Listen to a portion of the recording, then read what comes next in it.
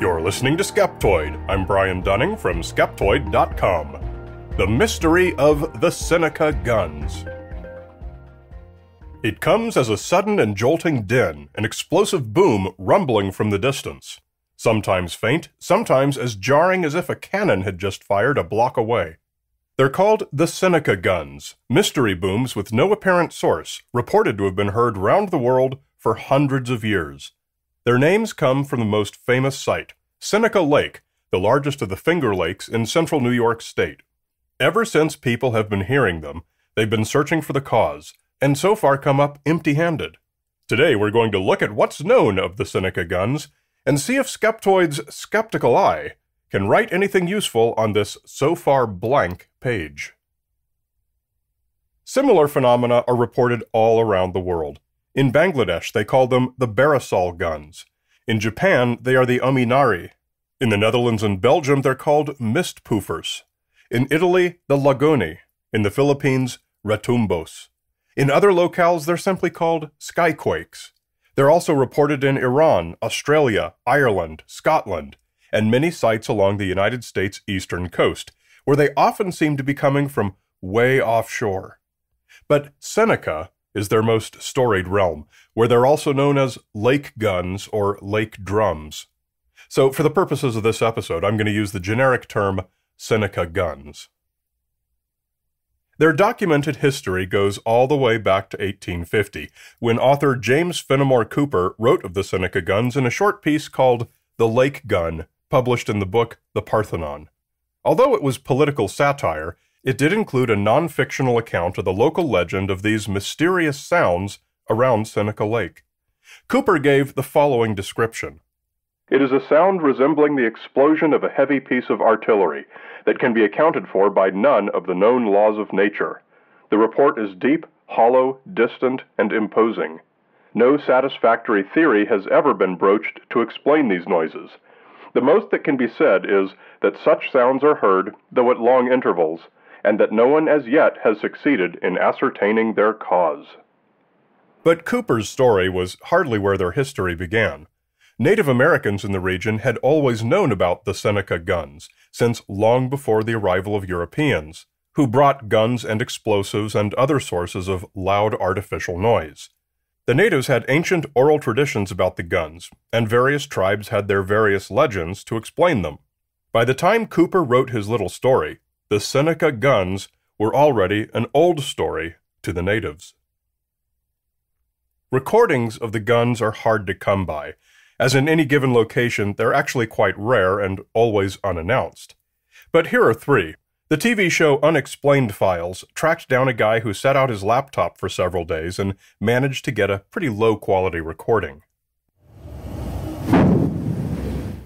One YouTuber heard two that were so loud they set off car alarms in his neighborhood, so he ran outside and managed to get more.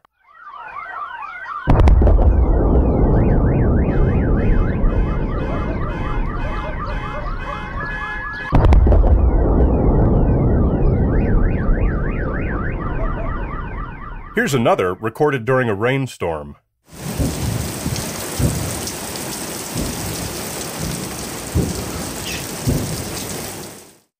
Nothing in those recordings comes off as unexplainable. We can probably all think of several things each might be. But go back in time a few centuries and it seems progressively less likely that they are industrial or military in origin. A lot of people have put a lot of work into this, so now let's review a few of the most popular explanations. Supersonic aircraft. A lot of these mystery booms have, over the years, turned out to be sonic booms. Throughout 1977 and 78, some 600 Seneca guns alarmed residents up and down the eastern seaboard, from South Carolina up to Canada. The MITRE Corporation was engaged to look into them, and was able to positively match 2/3 of the guns to known sonic booms, mostly from the Concorde supersonic airliner, which had just begun its transatlantic flights. On a number of recent occasions, the U.S. Navy denied its jets had caused mystery booms that had been popularly reported in the press, only to reverse themselves shortly thereafter when the pilots came forward. This happened off San Diego in 2012, and in South Carolina in 2019. So clearly, sonic booms are responsible for some of the Seneca guns after about 1950, and perhaps for the great majority of them. But that still leaves hundreds of years of guns unexplained. Gas releases from lakes.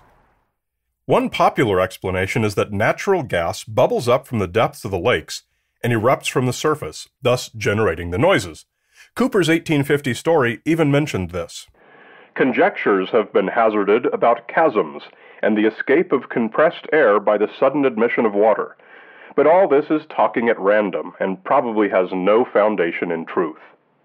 Although the region does have abundant natural gas reserves, there's no evidence that massive releases of gas have ever been observed to suddenly burst from the depths of Seneca or neighboring lakes, and no reason to think that if such a thing happened, it would make a deafening cannon-like sound.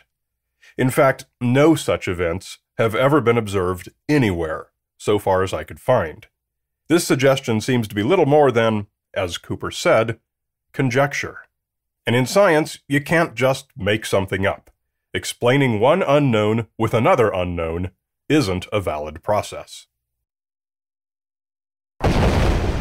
Earthquakes. Many scientists have long suggested that small earthquakes could vibrate the ground in much the same way as a low-frequency stereo speaker, producing audio in the form of a low rumbling sound. This sound is called a brontide, which also refers to the low rumbling that follows a thunderclap. One seismologist, Dr. David Hill, has notably offered earthquake-associated brontides as a nomination for the cause of the Seneca guns. Many other seismologists have not been convinced. First of all, the guns are not described as low rumbling sounds, but as sharp explosive reports. Second, Seneca gun events have so far never correlated with local seismic events, and if earthquakes did make cannon-like reports, this would have been a well-known characteristic of them throughout history. Modern instruments are a lot more sensitive than humans, so it's not likely that this is happening and the seismographs just aren't picking it up. So, although earthquake-associated brontides are probably the most often cited explanation, they're not a very good one. Atmospheric ducting and lightning. We talked about this in Skeptoid number 526 on sky trumpets.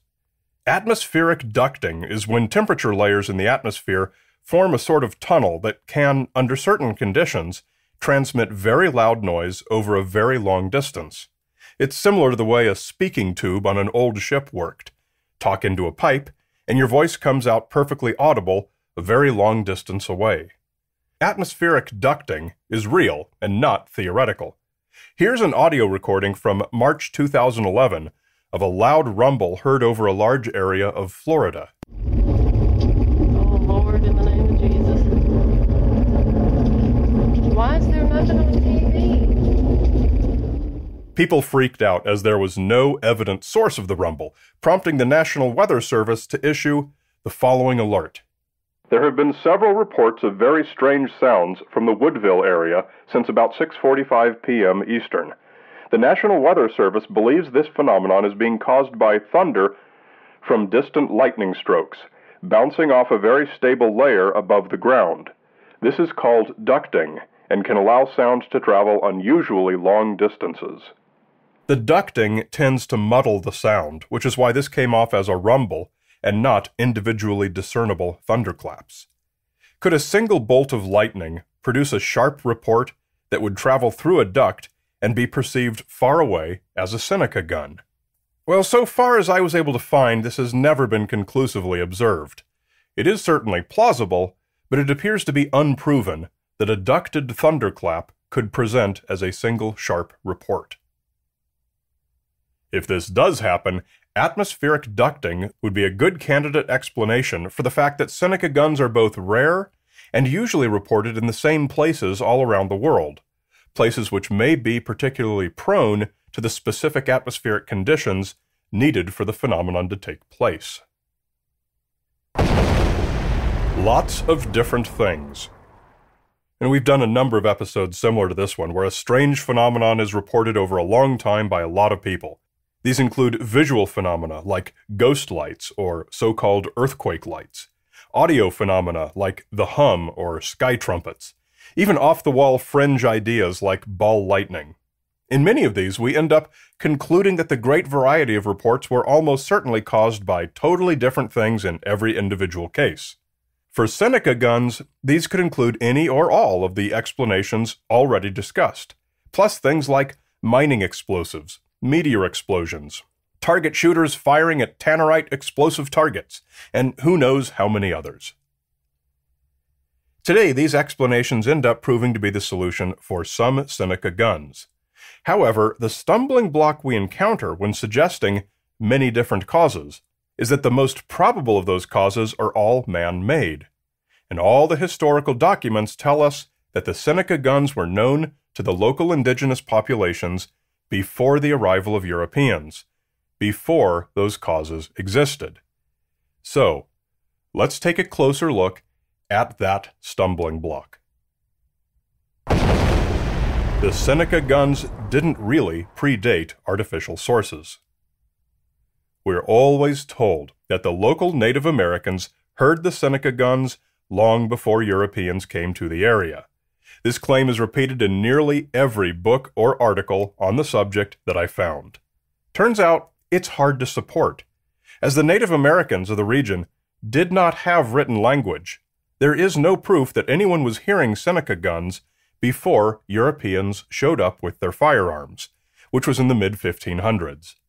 The hearing of distant firearms could easily have been the source of any oral traditions among the natives, which then had 300 years to permeate their cultural beliefs before Cooper wrote about it.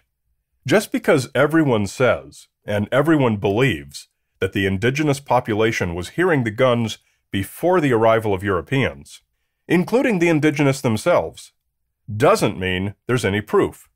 And there isn't. What this means is that it's possible all Seneca guns have some man-made cause, probably many different sources. So, the solution?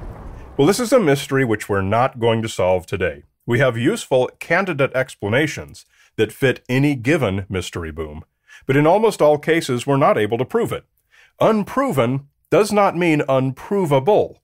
Any given boom is consistent with multiple possible explanations, and just because we cannot prove which one applies, it doesn't mean that the cause is unknowable or intractably mysterious. Given the lack of proof that Seneca guns were heard before the introduction of man-made causes, and given that phenomena like atmospheric ducting are real and not speculative, I'm satisfied that the Seneca guns qualify as a fun puzzle, but not as a true mystery. Keep in mind that whenever you read an article claiming that something relatively well-known is an unsolved mystery, you should always be skeptical.